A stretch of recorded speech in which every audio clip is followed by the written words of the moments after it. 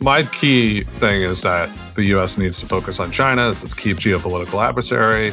I don't see Europe as a partner in the effort against China. I think trade-related things that we can do with them, like their car sector being wiped out by Chinese EVs, so we can maybe collaborate on that. But I don't see Germany joining the fight against China. Their biggest trading partner, both ways. 1, 2, 3, 4. Hey there. Welcome to The New Rules with Alan Pentz, where we help you navigate today's chaos with precision. Your host, Alan Pentz, has 25 years of experience working in business and government, and he knows how the old rules have fallen apart. Each episode, we'll explore how to thrive in this new landscape by mastering the new rules while everyone else is still figuring them out. Let's dive in. All right, we are back again for another week with Tonya and I. How's San Cugat today? It's sunny. It's very sunny. Beautiful, clear blue skies. I am in the DC suburbs in the Dagobah system, where it is always hot and humid. I feel like it's like pea soup every time you walk out the door. It's awful. But see, I think of pea soup as being foggy, right? Like thick as It could pea be. soup. I mean, it's like sort of dark. It's not really foggy, but it's just like, I don't know. Humans shouldn't live in this environment. Just Yoda. Wheels. Anyway, San Cugat, beautiful. It is. It's gorgeous. And yesterday was gorgeous, although it was, I mean, really, in the high 80s, a little bit too much. Yeah. A little bit too much, but it's going to get back down there. So, All right. Just- That's good to hear. good living. But So how are things in the failed state of the EU? You're doing right. okay? I mean, this is striking close to home, literally, huh? For me, your week's topic. Europe's slow decline. You talk a lot about that. In the German death cult that is the euro. So wrote about the Mario Draghi report. So this is the guy who was former Italian prime minister, former president of the ECB, famously during the euro crisis. What was that, 2011, 2012? He said that the ECB, the European Central Bank, would do whatever it takes to defend the euro. And that kind of saved the euro at that point. It's considered one of the more successful examples of jawboning by a central banker. And to be honest, I think it was, in the end, a disaster because it kept the euro together. And I think, so he came out with a big report commissioned by the European Commission, I think. It basically laid out a couple of huge issues, which I give him credit. He definitely was pretty strong on what the problems are. But ultimately, I think the report's recommendations, one, won't be implemented, and two, even if they were implemented, wouldn't fix the problem. So I think it's ultimately... Let's go back to what are the reasons, for those that don't know or don't follow. Yeah, some of the big headline kind of things are the EU hasn't produced a company in the last 50 years that's worth over $100 billion. So they do have a few companies over $100 billion in market value, but they were all founded a long time ago. So the US alone has produced lots of those companies and obviously has 6 that are worth over $1 trillion, or depending on the day. So just that was like a very stark reminder of how far ahead the US has gotten from the EU. And then you compare the GDP per capita levels, and the US again has pulled away. So I think around 2000, the EU average was about 90% of American GDP. The gap is now 30%. There are some caveats there. There's under purchasing power parity, which is another way to look at it. I think a fundamentally flawed metric. It's about 17%, but I think 30 is probably a better metric. The other thing I don't know if going on there might be like admitting a lot of Eastern countries brought down the average. So that could be part of it too. But certainly I think there's an issue. And I think he sort of alludes to, again, is like, okay, one of the things I bring up is that Europeans are like, well, my lifestyle is great. So like, what's the problem? Right. And, you're in San Cugat, you're going to go out and have your subsidized lunch with your glass of wine and talk to your friends. Yeah, everything's subsidized, right? Yeah. So it's a nice Free lifestyle, wine, right? free wine flowing. Yeah, it's a nice lifestyle, right? So I think that's true. I think the problem is that as you go forward and that GDP, if it continues to drop, or relative to the US and say China and Asia, these welfare states that allow the lifestyle that is so great become unaffordable. And you can't keep up, medical care, other aspects of lifestyle can't keep up. And if you don't produce any productivity, like you don't create anything in the Eurozone, you're not gonna be able to pay for all this stuff. So I see this war of, older people in the EU. Like if you go to France right now, the only thing that there's a majority for in the parliament is to lower the retirement age. Okay, Macron went to the mat and got them to go from 62 to 64, which is, by the way, he came out bloodied. Right, it came out bloodied. Already, that's ridiculously young, right? Everyone's living 2 decades longer than before. And Mélenchon on the left and probably a majority of the parliament want to move it back to 60. So that's crazy, right? They can't afford that. And if you don't have any productivity in your economy, and I think that's the other stunning statistic is just the lack of productivity growth in the EU. And I think some of that's driven by an anti-tech bias. So Draghi points out that regulations like GDPR on data privacy and now the AI Act are basically hostile to tech and will ensure that no European country leads in tech. And I think, there we go.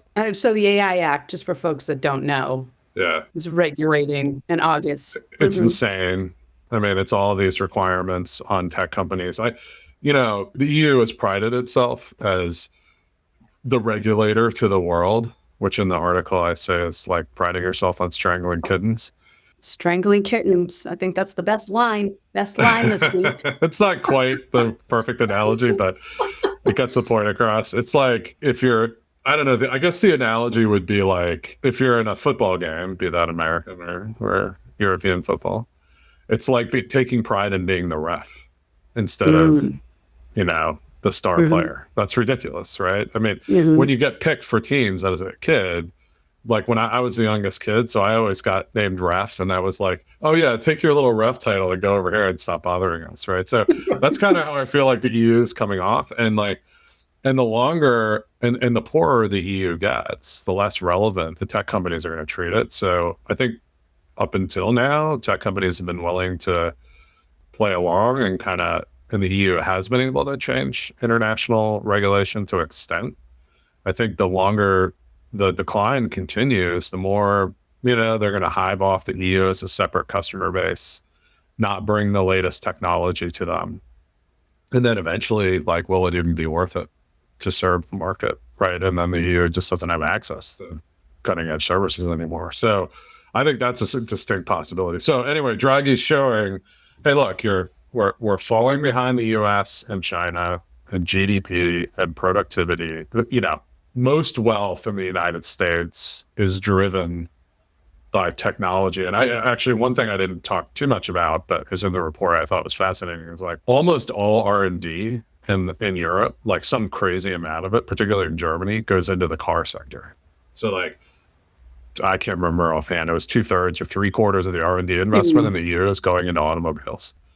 And by the way, the United States had this. I didn't realize that. Yeah, so that's really driven by German, to some extent French, but German automakers. And it's interesting that in the United States, that was true as well in the early 2000s. But now that's completely flipped. I mean, it's all tech now. I mean, if you look at the crazy capital cycle that's happening, an R&D cycle in AI in the United States, I mean, it's driving everything. That's not happening in Europe. So they're still working on cars. And now they're facing down a China that's willing to subsidize EVs, really, at a rate that the Europeans won't even contemplate. And even that's going to get blown out of the water. So I just don't, it's not a happy future, right? So Draghi's kind of to go back, Draghi's pointed out these key problems, right? So his and then you get solution, solutions. Yeah. Right. So his solution is, hey, let's do some more and this is what every European politician has done, who they'll let into office. The far right people want to do other stuff, but they all want more integration. So they're like, okay, we want to do a massive R&D program across core sectors, right? So tech sectors, things like that. And he recommends, I think, about 800 billion euro in new spending on R&D. And so that would have to be financed by Europe-wide bonds. So those don't exist. Well, some exist. Do that without a centralized market? Right. So the ECB has issued euro bonds before to pay for, I believe it was during the pandemic, but they have very limited authority to do that. They have to basically break arms in Germany to get them to do that.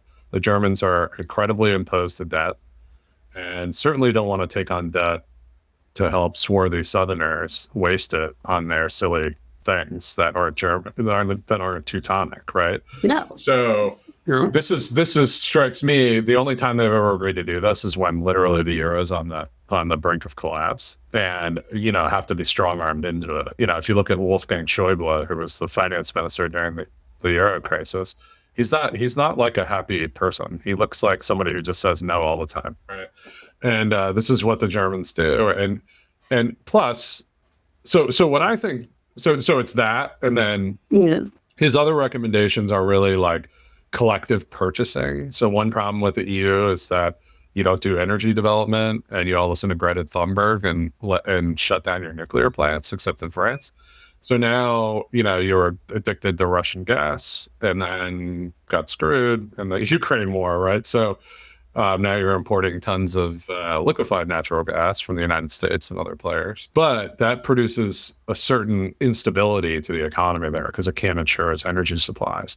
And like the EU doesn't collectively purchase, right? Each country purchases its own stuff. And you're, to be honest, competing with each other to get the energy. So he recommends, collective purchasing, deregulation, especially areas like AI, blah, blah, blah. But is that going to happen? Yeah. So to me, this is all like pipe dreams, right? The fundamental problem with the EU is what Henry Kissinger said, was like, I'll believe in Europe when there's a number I can call to talk to it. And there is a number at the European Commission, but it doesn't mean anything because you still got to call Berlin, Paris, every capital, right? So my take is this will fail because of nationalism. And the fundamental problem in Europe is it is not a nation, and it's stuck in between being a free trade area and a nation, and it should be one or the other. So yeah, if you could all integrate and everybody was okay with having a supranational government that allocated resources to key sectors, but that might screw Spain or that might screw France and blah, blah. That's not going to, that would work, right? And they could issue collective debt and take on more debt and do all this, be like the United States, right? Because we have things that help California and screw over Iowa, right? I mean, that happens. I mean, there are fights about it, but we do that, right? And we take collective debt. Nevada doesn't take on debt for national causes, right? The United States does. So if you could go to that, sure, but you're not going to that. These are a bunch of nations that don't trust each other beyond a certain point. I mean, just look at the Germans. They've been taking advantage of the EU, exporting all their products to everybody, I think the euro probably destroyed Italian manufacturing. And I'm sure I think the property bubble in Spain and the great financial crisis, 100% caused by the euro and German export. Yeah, I wouldn't disagree with that, because you can't, with the euro, you can't devalue, right? Right, against. So before, when you'd have a crisis, Spain, Italy, other countries would devalue their currencies, make their exports more attractive, and then therefore they could get out of the crisis. Now they can't do that, so now they just go out of business. I think so. That's why I call the euro a death cult, because it's destroying these countries, and Germany is benefiting from it. To be honest, I think, although it's making everybody poorer long term, right? If you have these imbalances where Germany. They won't let anybody buy anything. They just export. It's like a national culture. And so who's going to buy all the stuff? Well, it's all of you, right? And you have to buy it because they're going to force it down your throat if you don't. And, I think that, you'd be much better off outside the euro. And so my solution is, yes, if you could go to this supranational thing and that could work, then you could become another United States to an extent. I mean, I also have a cultural issue, which I'll bring up. But I don't think that's happening. These countries still, I mean, you can't even keep Spain together barely, right? So like, I think if trying to smash all these countries together in a more perfect union is not going to happen, right? So I actually think you should go backwards and get rid of the euro and decentralized, right? Keep a free trade area. And if you want free movement of people, which by the way is breaking down as we speak, it's not happening, right? So, I just think the modern challenges of the new rules are going to just cut holes through the EU time after time. And it's particularly the euro and then the EU. And the more that, you create these supranational regulations like the Act and GDPR, those are just destructive. So like what I would allow is everyone to decentralize, go back, have a free trade area, right? Have some policy coordination. So the collective purchasing, sure, give it a shot. What I would do is fucking develop some energy, right? Build some nuclear plants, frack, like the United States is way more secure. England has tons of gas, and I'm sure everybody does if they really look for it. Not everybody, but a bunch of people do. And stop the green movement craziness. And like, this was all, to me, the euro is like what would have happened to the United States if we didn't have flyover states.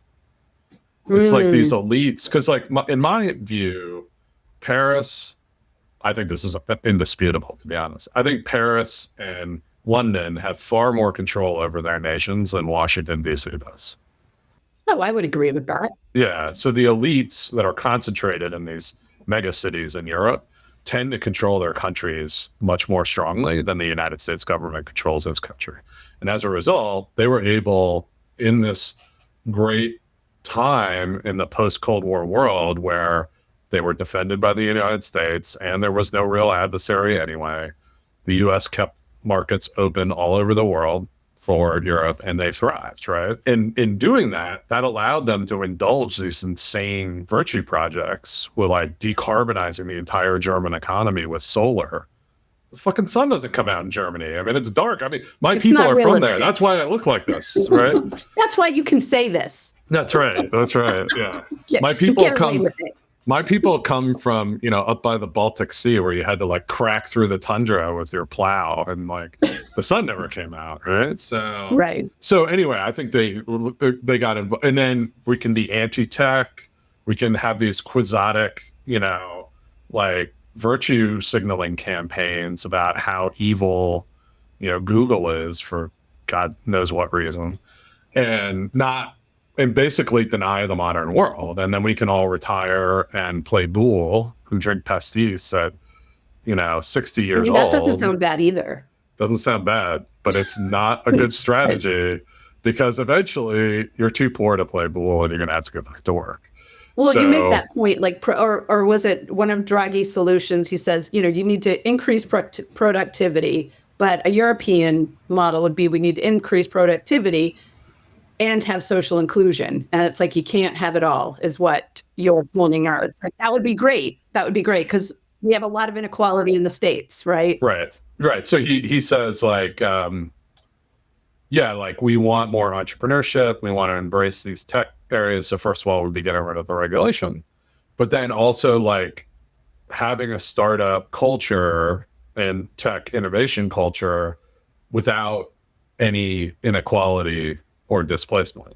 Okay, so those two things don't go together. That's like, I want to eat French fries all day long and not get fat, but, that's not going to happen. So, I do think that there's so this goes to the cultural issue I was talking about. I mean, I think European countries, all right, let's just face it. I mean, obviously with differing levels are relatively hostile to immigrants.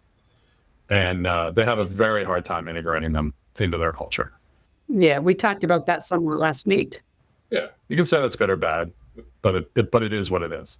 So first of all, you're running out of workers, and I don't know. Last time I checked, you need a worker to have productivity because it's labor plus materials and technology. Demographics, just right. the birth rates in Europe are Not, I mean, obviously it's not the same throughout the continent, but Right. And then importing a bunch of workers from North Africa does not work culturally there, right? So maybe you could, I don't know, if you can get the people crossing the border in the United States to come over, maybe that's more palatable to Europeans, but I don't know. It doesn't seem like that's going to work either. So you can't integrate new workers very well without a lot of social unrest. And then you have cultures where, like, you know, quite frankly, the big companies in Europe are a lot closer to the government than they are in the United States, right? And these companies have been around forever. And they have a lot, even though they get condemned a lot more by the people, you know, there's a pretty cozy relationship. You know, like France tends to have these national champions where they want this company, not a sector, not a bunch of companies in a sector, but like Renault to do well. I was going to say, what's an example? Give us like an example. Renault, Airbus, you know, those kind of companies that are big, old line. You know, in Germany, Volkswagen in Germany. Yeah, Germany, it's Volkswagen, Daimler, you know, all the big companies, car companies. And the cars. Yeah. And you have this Mittelstand in Germany, which is all the sort of like family-owned, you know, mid-sized companies that make weird stuff that goes into other stuff. They make like lasers for optics and stuff like that. So they're very good at that. But these are very staid kind of areas, and they have tight relationships with the government. And so they're not going to get disrupted. And they're not going to allow Mistral to come along and put, or, you know, like, you know, you have like in the United States, you have somebody like Elon come along and start this car company to completely disrupt the domestic market. They're going to tend to not want to have that happen, right? They're going to want to keep Renault. They're going to want Renault to do it or keep Renault in the place. So culturally, I think there's this conservatism and continuity factor. There's a real problem with inequality.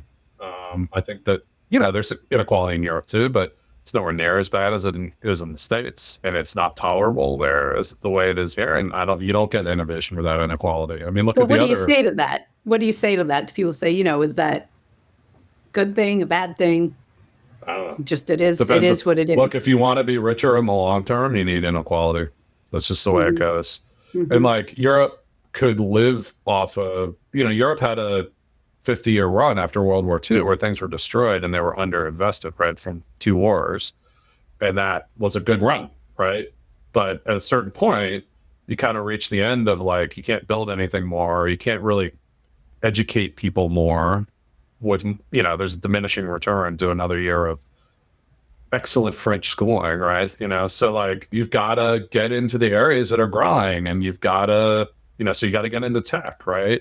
But tech is disruptive, and they don't like disruption. And it's unknown. It's an unknown.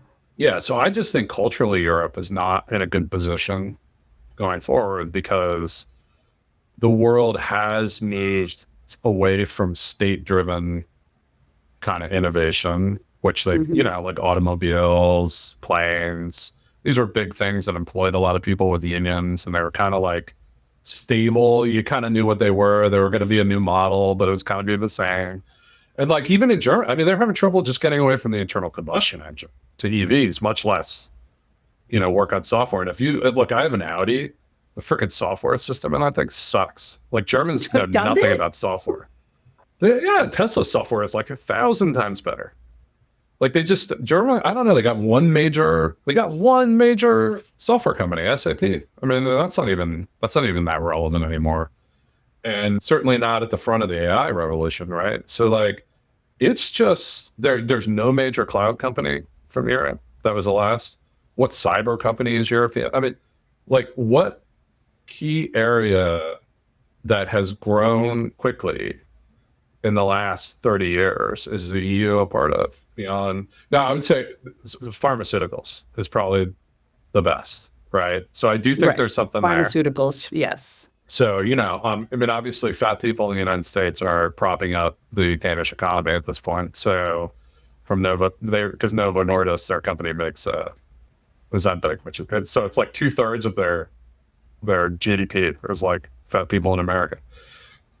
As someone who knows. So, you know, and I think, and then back to the inequality point, you know, go to China. This is a freaking unequal society, right? So the other most innovative country in the world which is doing everything it can to crush some of that. But it's incredibly unequal, and it's more than the United States. So I just think that if you're going to stay at the forefront of this, I think Europe doesn't have to be the United States, but it has to be more like the United States, or the countries need to be more. And to be honest, I think breaking up the euro and to some extent devolving the EU would help the countries that are maybe a little bit more able to integrate immigrants, to get out from under the yoke of the AI Act and do their own AI, specialize in that, right?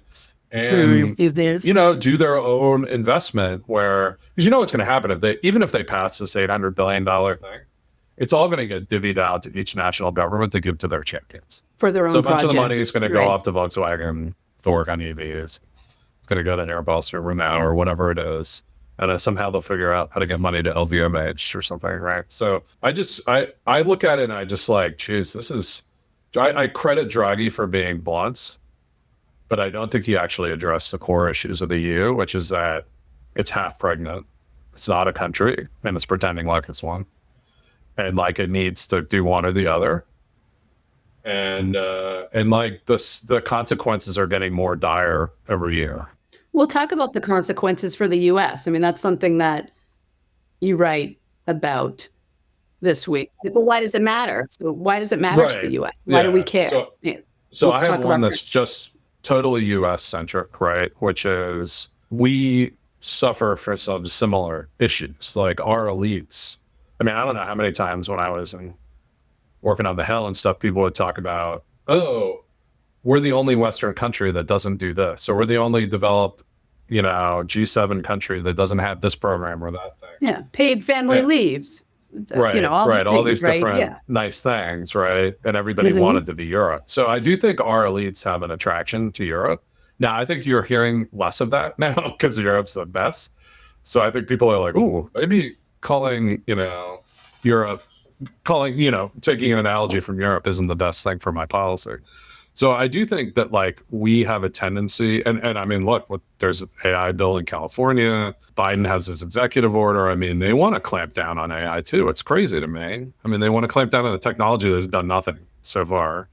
They want to pre-regulate, right? Like, give me a break. Pre-regulate, yeah. You don't have a lot of that. AI is math plus data.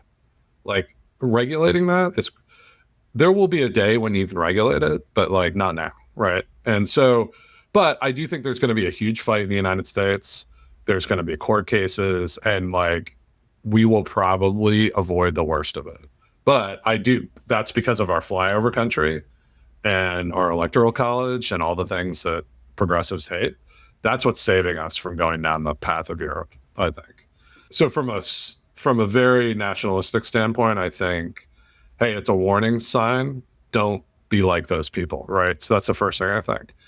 But then when I'm a little more less just partisan, political, nationalistic self, I think look, these countries, this area is culturally important in the United States, so it will stay that way. There's still 450 million people that live there, right? I mean, they're incredibly educated, they're incredibly productive people, and I think it's a tragedy to see their collective efforts wasted for the benefit they could have for humanity. So hopefully, I hope Europe does better than I think it's going to do. As a partner, you said something like, people think that there are partners, but if when it comes down to dealing with China, are they really going to be? How much of a partner will they be? Will be some backdoor deals. My key thing is that the U.S. needs to focus on China as its key geopolitical adversary. Russia's really not that important. Nobody else is that important to us. And I don't see Europe as a partner in the effort against China. I think there's some trade-related things that we can do with them. Like, they don't like their car sector being wiped out by Chinese EVs. So we can maybe collaborate on that. But I don't see Germany joining the fight against China. I mean, they're their biggest trading partner both ways. So, they're not going to, and plus, what's Germany worth? It doesn't have any military capability. So, maybe France, England, UK might back us up, but come on. I mean, if I were a UK citizen, I'm like, why are we off in, East Asia worrying about U.S. interests when, we've got a huge problem here, right? So I do see some trade collaboration as a partner potentially with the EU, but in the long term, Europe really stands to benefit as being in between the United States and China, and doesn't, culturally they'll be aligned with us and probably on, some issues, but I don't see them as I don't see NATO as a key partner in our coalition against China. It's not going to be a factor, right? And so what are we spending all the, that has changed. And I think that the Americans just can't get out of this World War II, Cold War mindset. Like, I know all these diplomats, of course you want to be posted in, Paris and Rome and Berlin, because it's so much nicer, right? But that doesn't, these places aren't relevant to the United States the way they used to be. Like I'm firmly against our intervention in Ukraine because it's not really important for us. Russia is not really that much of a threat. The EU is not the prize it was, right?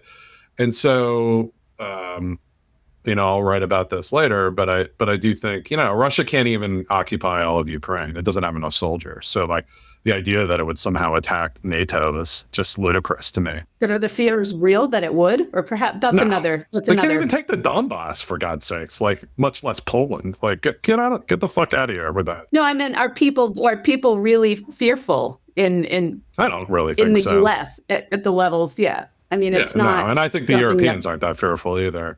By the way, charts coming out today about the massive increase in trade between Germany and Kyrgyzstan. I wonder what that's about. A country that borders Russia. And then the German, chancellor cutting a deal saying, our support for Ukraine ends next year. Wow, what a partner. So we're over there fighting in this place that is really not all that relevant to us. And then Germany's like, we're just going to keep trading with them and not support the effort. So give me a fucking break. Like, what are we doing over there? I just don't get it. So anyway, we got to get out of that because it's not important to us. And we need to be focusing on China. And who do we need to work on with China? That's Japan, Philippines, South Korea, Australia, Vietnam, India. These are the places where U.S. diplomats need to be, not in frickin' Paris and Berlin and Rome. We don't need anything there. And I'm sorry that's harsh, but it is the truth. So I do not see U.S. foreign policy strategic interests are not in Europe. I think that's going to be the story of the next couple of decades. I mean, everybody hates Trump, but I think he probably broke the dam on NATO, particularly. It's not the end of NATO, but I think NATO is going to become less and less important in the United States as we go. And to be honest, like, we just don't have the capability. I mean, look, we can't even supply the Ukrainians at this point. We're running out of ammunition. So, like, if we got to face down China and make a choice, I mean, the choice is easy. What are we doing? And we just don't have, I think our foreign policy and military elites are addicted to this. Like, we get to rule the world. No, we don't have the capability. Everybody else is too powerful now. We've got to prioritize, and prioritization is Asia, not Europe. So I think overall, this is sort of the story. This is sort of the new rules. And like, I'm actually looking for a German compound word that's like, you might not like it, but it's true. So don't blame me. It's not like I want it to be this way. It's just what it is, and I'm telling you the truth. You're saying it. Germans have these things where they put two, Farfignigen or whatever, they put two words together and it has this like beautiful meaning. I need one of those German words for this. Do you speak German, Alan? No, I can do a good German accent sometimes. But my people left in the early 1700s, so my claim to German ancestry is getting more and more dim as the generations go by. But the name's still there. That is true. Enough about me crapping on Europe. Yeah, I love going there. Hey, look, no one loves going to San Cugat or Lucca or, Montepulciano more than I do. But is Europe just becoming a museum and a playground for Americans who make more money? If you go to Barcelona, that's what you'd think. Have you been there recently? I mean, look, you have all these protests against tourists. That's what's happening. The dollar's strong. Yeah. The U.S. economy is way bigger. Interesting. New roadmap. Idea for send your hate mail to Tonya. She's the European on this call. So right. You'll have All to right, keep what? calling. It's like calling the European Union. You're going That's to right. get passed over to somebody else. That's right. Henry Kissinger's got some great quotes. I remember he was talking, I saw something today. This commentator was talking about this war between the president of the European Commission, Ursula von der Leyen, and like Thierry Breton or something, who's one of her ministers that are fighting, a French and German. He's like, Kissinger's quote was about the Iran-Iraq war. He was like, What it's was too it? bad that they both can't lose. I love that quote. That's what he was saying about these two officials. He's like, they both suck. It's too bad they both can't lose this fight. But anyway. That's a good one. Yeah, he's good. All right, what are we talking about next? Yeah, you had some other interesting things to say on Wednesday. Talked about Bob Elliott. Who is Bob Elliott? I know he's the CIO, right? Chief Investment Officer, or he was, former Chief Investment He Officer was. of the largest hedge fund in the world, Bridgewater Associates. Bridgewater, okay. Started by the famous Ray Dalio, who's now a conspiracy theorist, but he's super successful. He's not a conspiracy theorist. I disagree with his view where we're going, but we can talk about that on another one. And Bob wrote about the AI bubble, right? Or AI valuations. So I thought it was really interesting. People ask whether we're in an AI bubble right now. You have reports of OpenAI is going for a fundraising round at 150 billion. Billion. That's B with a B. Yeah, right now on maybe 4 or 5 billion in revenue. No one knows really, but that's the imputed revenue. So it's like, are we in this bubble? And I think there's a lot of things here, actually, some that Bob didn't address. So I heard a really good thing about one of the reasons that tech and software gets so highly valued is that once you build the software, the actual cost of serving each new customer, the marginal cost, right, is very low, right? So if you're on Google builds all its products, its algorithms, and then to serve, the next person who comes along, it's like a couple of cents more, right? And so their margins are really high. So software companies tend to have gross margins. So that's revenue minus variable costs of 70 to 90% or more, right? So that's hugely valuable. And then the question is, will AI get to that? Because the actual cost of giving you the answer, it's called inference, right? So when there are two big costs, one is training the model. So that's what the companies do, with all these people, and they human feedback training and all this stuff. And you have to use a bunch of chips and NVIDIA chips and stuff to train the model. But then every time you query ChatGPT or Perplexity or whoever, Anthropic, Claude, it's called inference. And so each query is far more expensive than like a Google search. And this is one of the reasons people think Google didn't come out with this before, because, if it took 1 or 2 cents to serve a customer and then they could get an ad that produced $1, they're making a ton of money, right? Now you go to inference and it costs 30, 40, 50 cents. And the more complicated the models become, the more that cost goes up. So if you look at these new reasoning models that ChatGPT came out with, they have multiple inference costs, right? So they're inferring and then they're coming down one path, going back, doing another path, doing another. So that's even more expensive, right? So I don't know what the estimate of that is. So one question is, do these things have good variable costs the way other software does? And as a result, should they be valued the way software should be valued? The way they are. I don't think anyone knows the question that. Obviously, I think long-term, the cost of inference comes down. Now, maybe the cost of cutting-edge inference doesn't, but the more the models can offload your regular query to old models that are much cheaper, that use cheaper chips, that don't need the same level of compute. So I just don't see at 100% of the things you would query over time, the most advanced models are only needed for 0.5% of what you're asking for. And 99.5% of it could be used by old models. So now the cost collapses, right? Okay. But it's still going to be expensive for that 0.5 because you're always on the cutting edge, but maybe that becomes much less of the actual AI. So that's where I think they get the efficiencies potentially. So anyway, that question is unanswered. So no one really knows, because even if you know the revenue number, you don't actually know the gross margin number. And that's a key number, but also that gross margin number might change over time. So that's one dispute going on.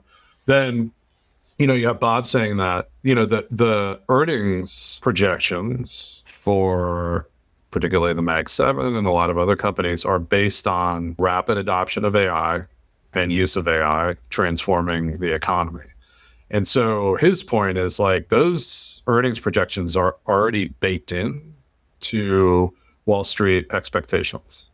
And the stocks are valued based on that happening to a certain extent. And I think his point would be my point would be that it's going to take longer for that revenue to appear for the companies, because just judging on my own company, I'm very forward on AI, pushing it hard. It is hard to get it integrated into the day-to-day of our company. Mm-hmm. And it's going to take a long time for the products we use, the other, like our HR software, to really incorporate AI functionality. Right now, you have to go out to a totally different system, use something else, and try to make it work. But eventually, Jazz HR or Bamboo and all these companies, Rippling, will just have AI baked in that'll do stuff as part of the SaaS software toolset. That's not there yet. We're like a year or 2 years away from that. So first of all, the revenue from AI isn't going to be there yet. And you look at like the Copilot model with Microsoft, where they're trying to build these kind of separate instances. It's not really integrated in. That's not working very well. The adoption is low on that. I'm not familiar with that. Yeah, so it's, there's Microsoft Copilot is like sort of ChatGPT kind of stuck into PowerPoint, but it's a separate subscription. It's not really integrated. So anyway, we can talk more about that. So first of all, I think there's definitely like an adoption problem. And so even though revenue is growing very quickly at OpenAI, I think the sector as a whole is probably not seeing the full like adoption curve come and the revenue really come yet. So that's going to take a little longer. So first of all, projections probably already baked that in to a certain extent. That was not Bob's point. That's sort of my take. I don't follow the projections enough to say like it's this amount versus that, but that's generally my sense, right? And then I think Bob's sense is that the real savings from AI, the real productivity gains and savings, come from getting rid of employees. Now, no one wants to say this because they don't want everyone freaking out. But the reality is, like, you're going to save money by using AI by not hiring someone or getting rid of a department, right? I don't need my XYZ department anymore because the AI does it for me. And then, your margins go up because you're paying lower costs and theoretically producing the same revenue. But maybe not as much as you'd think, right? Maybe your margins aren't going to go up as much as you think. So his point is that if everybody does that all at once and lays everybody off, then no one has any money to buy anything. So you're going to have overall... Now, I don't think this won't happen. But this is what the assumptions sort of... The earnings assumptions sort of have this magical thinking that all these companies across the economy are going to lay off all these workers. And then all of a sudden, they're all going to make more money. And his point is like, hey, if you lay off 20% of the workforce, no one's, the economy is going to go down. So you might have a higher margin, but it's going to be on lower revenue. And where are you going to reallocate all those labor, all the workers? Like nobody's... Right. And as our financial consultant for our company always says, like, you can't spend a percentage. So like, it's great that your profit percentage went up, but if it's on a lower number, that can get swamped, right? It's the actual dollars, profit dollars could go down, right? So the point is that this is true for any productivity enhancing technology, right? If it was implemented all at once and everybody else, and it got rid of all this labor all at once, then it would hurt the economy, right, for some period of time. But the reality is it will be implemented gradually, and that will give the economy time to say, all right, well, I don't need as many people doing my accounts receivable, but other parts of the economy, and Bod's point is there's no other part of the economy sitting here waiting for all these workers, right? Right. At the level that would be required to meet these earnings expectations. So the model's flawed, and what will actually happen is that over time, there will be layoffs. There will be areas like accounts receivable that no longer need employees. But the rest of the economy will have time to adapt and find more productive uses for those workers. And that's the story of technology, right? Right. So basically, we shouldn't be freaking out. People are freaking out. AI is going to be taking over everything, and it's the end of humanity already. Like, basically, the message is also relax a little. It'll be gradual. It'll be gradual. I mean, there'll be a lot of disruption. I'm not going to say like don't think about it at all, but like it's going to be a gradual process, and it will make us all richer in the long run. Everyone will get better jobs, but it will have displacement. Back to our inequality discussion.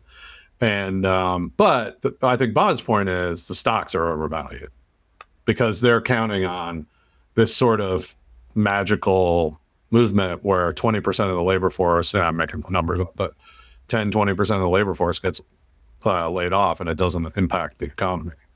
And so that's not, first of all, it's not going to happen. Second of all, it's unrealistic expectation. And if it did happen, it wouldn't probably be good for the companies.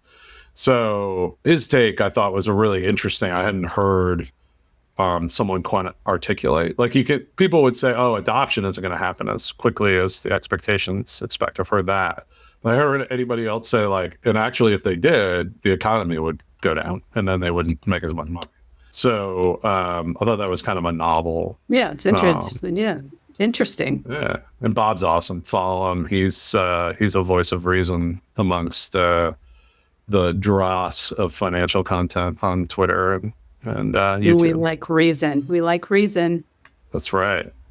So speaking of reason, you also talked about Patrick Boyle, and he was referring, I just thought this was interesting, like the city in the desert, right? How reasonable is the city in the desert? Yeah, so we can close on this one. So Patrick Boyle is like a financial, I think he used to work for a hedge fund or something like that. But he's like a financial influencer or like, person on YouTube. And this video was hilarious. Some of his videos are more serious, but he has this totally deadpan delivery style.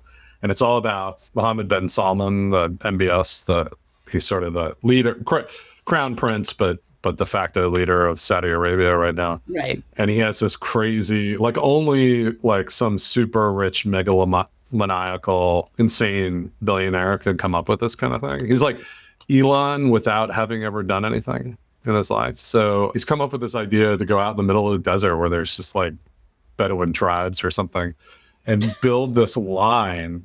I don't know why it's in a line, but it's a new city that will be built in a line that's like, X meters wide and tall, and it'll be built straight across and be this like wonder world of new technology. And they're going to have 9 million people live there. And they said it was going to be like 200 billion to build it. Now it's like 500. And so anyway, he goes through this whole thing and just talks about how ridiculous it is. And all of these experts he shows them on the video talking seriously about these things. They've obviously all been paid off, right? Or don't want to get chopped up like Khashoggi, right? So that's probably more it. And he just talks about like, they have this thing where they were going to have a Hyperloop, the Elon thing, but that went away. But they're going to have some sort of transportation system that can get you from one side to the other in 20 minutes. And it's the best part of the video. Watch it. He talks about how like, if that were true, the tube that they show would have to stop for 2 seconds, and then it would have to like speed up to like 5 Gs and like another 2 seconds. So you'd have to like run and jump in and then be like pressed up against the wall and like, he's like, don't get caught in the door, and because like you're gone, man. And don't be late. The whole thing is just it's definitely worth. I thought it was worth a listen. First of all, because the guy's hilarious. I love him. So I started watching some of his other stuff. So he's definitely one that will appear in the column from time to time. And the second is just like this testament to how insane people can why be. Why a lie? Like, well, nobody dares to ask, right? Right, exactly. He's like, so why would you put one end of the city at the farthest point possible from the other end? Like, what? Why? Like, no one knows. So obviously this thing's never gonna happen. They're just gonna pour billions into the desert. But it shows you why having no opposition in your country can be a bad thing.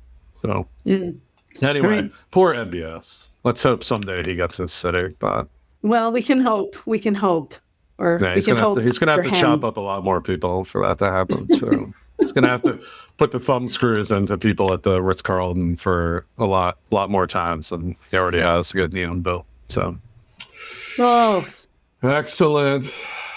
Well, I Well, think that's it for this week. on that note, thumb screws and all. That's right. Go out into the post-apocalyptic hellscape that is San Cugat. After this conversation, you walk out and you're like, all right, this guy's full of shit. Like, this place is awesome. Like, look I at the agree. sun. Oh, the tragedy of my of having Snarling my blue beautiful sky. Albarino with lunch, you know. A nice Verdejo. And then I go out, I could show you the Dagobah system out here in DC and like our homeless encampments. And I think everyone would be like, which places have a better lifestyle? So I got it. I'm just saying. You got it. You're bringing another perspective. That's right. That's right. Right? But you can't, Europeans aren't going to be able to be 80 pounds overweight and live in houses far too large for them and drive their cars everywhere forever, So that's the American dream. So That's our dream, and we're living it still. cool. All right. Well, enjoy San Cugat, and we'll talk to you next week. Enjoy the greater metropolitan DC area. All right. See ya. All right. Bye. You've been listening to The New Rules with Alan Pentz. For more insights on mastering the new game, follow at @Pentz, that's APENTZ, on X, and make sure to subscribe to the podcast so you don't miss a single episode. Thanks for tuning in, and remember, in today's world, you don't follow the rules, you write them.